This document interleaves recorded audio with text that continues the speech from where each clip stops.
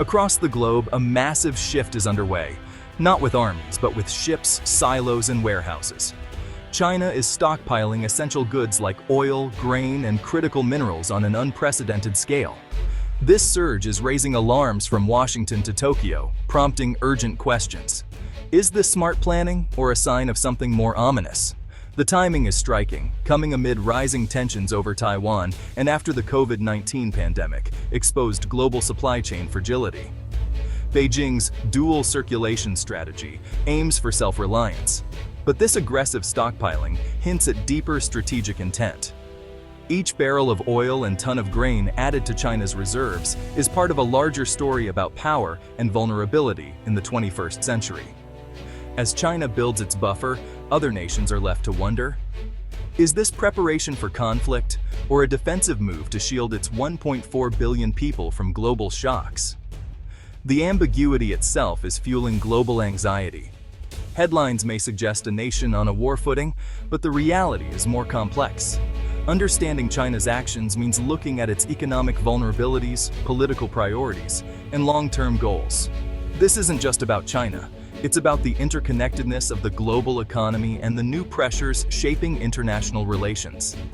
The world is watching, trying to decipher the meaning behind China's great stockpile. The stakes could not be higher. The numbers are staggering.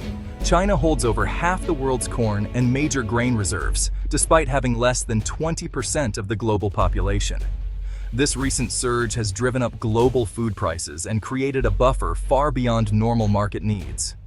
China's energy stockpiling is just as aggressive, with crude oil inventories nearing 1 billion barrels, enough to cover months of imports. Purchases spike when prices dip, showing a calculated, opportunistic approach. The trend is relentless accumulation, creating a cushion against supply disruptions or sanctions.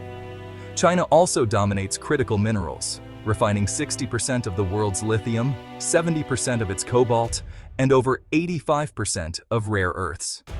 These materials are essential for everything from smartphones to advanced military hardware. By controlling processing, China wields global leverage, not just storing raw materials, but controlling production. This marks a shift from past policies focused on market stability to a broader strategy of insulation. The sheer volume of food, fuel, and minerals amassed points to a long-term plan to reduce dependence on the outside world. China is moving from a just-in-time model to a just-in-case model, catching the world's attention. The urgency is clear. This is about national security, not just economics. The world is left to grapple with the implications. China's energy lifeline is vulnerable. Over 70% of its oil is imported, with 80% passing through the narrow Strait of Malacca. This Malacca dilemma means a single choke point could cripple China's economy in a crisis. Massive oil stockpiles are Beijing's hedge, buying time in case of blockade or disruption. It's not just about war. Reserves also protect against piracy, terrorism, and political instability in supplier regions.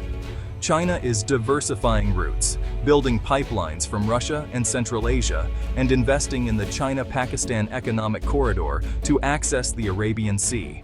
These projects are costly, but essential for long-term energy security.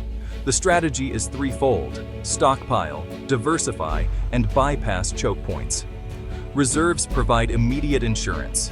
New routes reduce dependence on any single passage. Increased imports from Russia and Brazil further spread risk. Each move addresses a clear vulnerability for a major energy importer.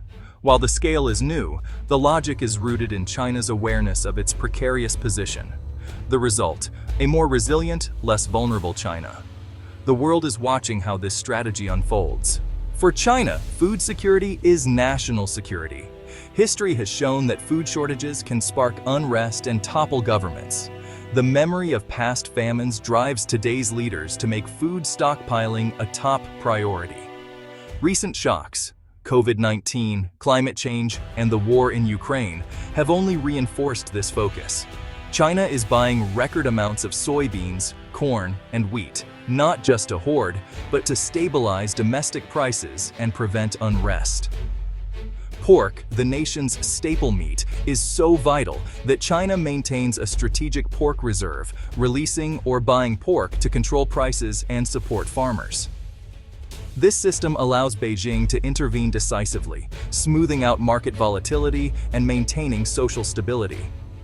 China's food security strategy extends abroad, with investments in farmland and agricultural tech in Africa and Latin America.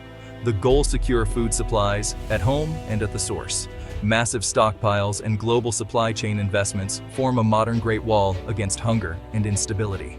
For Beijing, the message is clear: never again let food insecurity threaten the nation's fate. The world sees a China determined to insulate itself from global shocks. Food is more than sustenance. It's the foundation of political legitimacy. The stakes are as high as ever. China's stockpiling extends to critical minerals: lithium, cobalt, rare earths, vital for high-tech and green industries. While others mine the ore, China dominates processing, refining over 85% of the world's rare earths. This gives Beijing immense leverage. Even US-mined rare earths often end up in Chinese refineries. China has used this power before, halting rare earth exports to Japan in 2010 and sending shockwaves through global tech. The West is scrambling to build alternative supply chains, but China's head start and lower costs make it hard to catch up. By holding large reserves, China can influence prices and undercut new competitors. For now, the path to a green, high-tech future runs through China. Is China's stockpiling a sign it's preparing to invade Taiwan? The question looms large. A conflict would trigger sanctions and likely a naval blockade, making reserves a lifeline. But evidence points to strategic hedging, not imminent invasion.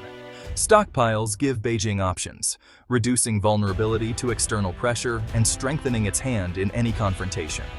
This is about building a fortress economy, not just for war, but for any crisis: pandemic, financial, or diplomatic. China has learned from sanctions on Russia and is working to sanction-proof its own economy.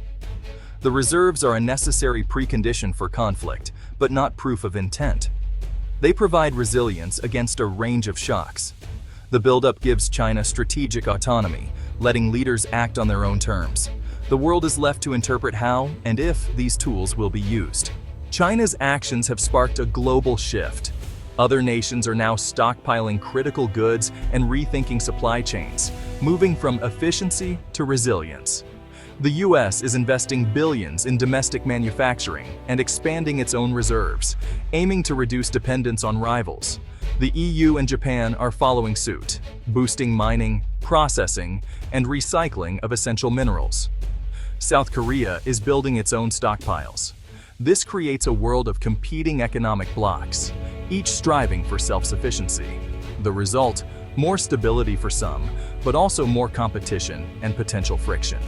The era of seamless globalization is ending. A fragmented, uncertain future is taking shape. The data paints a nuanced picture.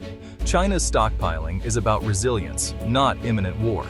It's a rational response to a hostile, unpredictable world, insulating against economic, political, and environmental shocks. Food and energy reserves align with long-standing priorities for social stability and geographic vulnerability. Dominance in critical minerals is part of a decades-old industrial strategy, giving China leverage but used sparingly.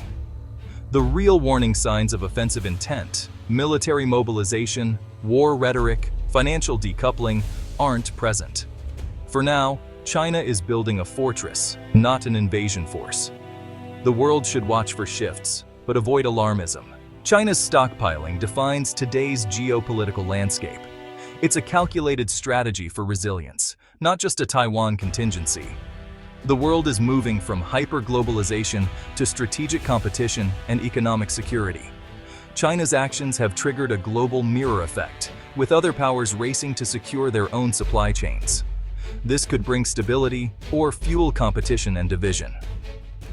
The key: respond with clear-eyed analysis, not alarmism. For now, China's stockpiles are a shield, not a sword.